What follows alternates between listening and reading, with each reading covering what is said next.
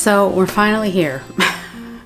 Thanks for waiting for this video. I've been waiting 11 years to do this piece, and I am so excited to have finished it, and also to introduce you to the artist who actually inspired it. His name is Jon Gomm, and Jon Gomm has been doing his craft for a long time.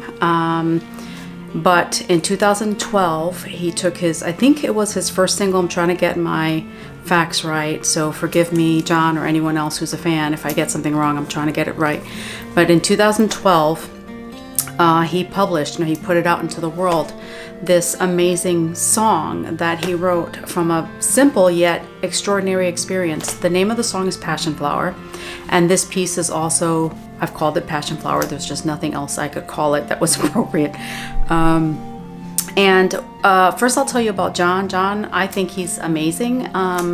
He is unique because he's original. He's just himself, and I think that's one of the biggest, most wonderful things about Jon, is that he's just, from what I can see, I've never met Jon, I've never spoken to Jon, but his style is just all his own. He is a percussive fingerstyle guitar player, and his music is deceiving if you're hearing his music and not seeing him, because it sounds like there's other instruments being used in his songs. Most of them are just him and his acoustic guitar. So in 2012, along with thousands of other people, I saw this amazing video that shows him playing his guitar and playing this original song. And as if that wasn't magical enough, the way that he plays, he's just, like I said, very original. The song, the lyrics are just very moving and just awesome, You have to hear it. So I'm hoping after you see this, you'll go and you'll see his video that he has on his channel, Passionflower, as well as the one that I'm going to also try to get up with the same music, so that way you can experience the music and the process, a little bit of the process of the guitar.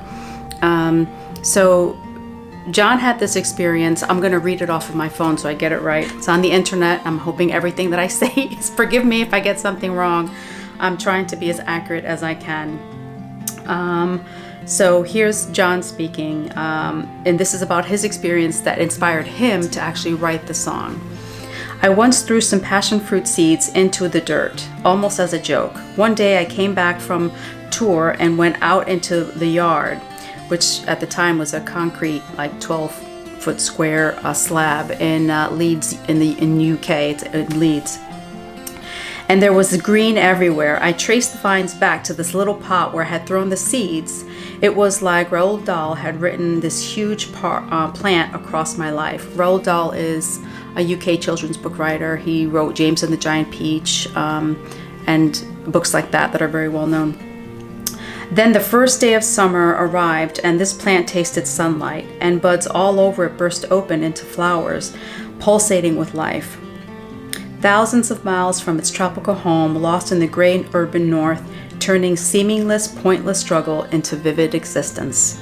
So I wrote this song for it, and my friends made a video of me playing it, and the song then started to live out its own meaning as it went from nothing, just from people sharing it, into life-changing phenomenon.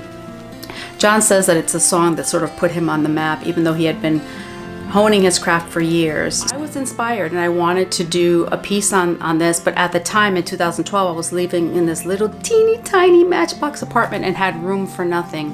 And so I've been waiting a really long time, and life has certainly gotten in the way, but it's finally finished. And if you look back at a couple of the other videos that I've made about this piece, you'll see like how I actually got the guitar, which was another story. So the story of how he was inspired just organically, something just natural that happened. He wasn't trying to write a hit song. He wasn't trying to, and that's one of the draws for me with this piece. Besides the fact that the song is beautiful, that he plays it beautifully, that it's just original, that it came from this organic, just simple thing in his life, and he turned it into a song. And I think that's probably the biggest thing I want to honor, is whatever your craft is. You could be a photographer, a choreographer, whatever. When you just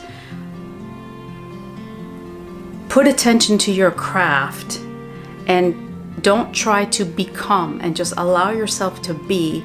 Amazing, wonderful things can happen. If you take the other cares and remove them, then that's what you do. And I've struggled that as an artist myself. Happy to say that I've lived quite a bit of life, and I'm learning, because it's always a journey, to just concentrate on your craft and don't worry or be concerned about everything else. Will fall into place the way that it should, not the way that you think it should. But again, so this is Passionflower. It's all done in wood stain. The instruments that I work on are non-utilitarian. I get them after they've lived out their life. For me, it's a journey of once a tree, then an instrument, and now a work of art. So I get to give a tree a third iteration of life, which is totally thrilling for me. And I work entirely in wood stain. I use brushes. And for this piece, I just dove into Jon's music, especially Passionflower, and doing it. And I just had an amazing time doing this. It took a while because, as I say, life happens, but it took a while, but it's finally finished. So I have a video that I'm hoping to get up on YouTube with the Passionflower song, but as well go to Jon Gomm's YouTube channel and look at his original video there. His name is JonGomm, and check him out, subscribe, follow to him and to me. I think that's all I have to say. I thought I would say so much more, but I think that's all I have to say.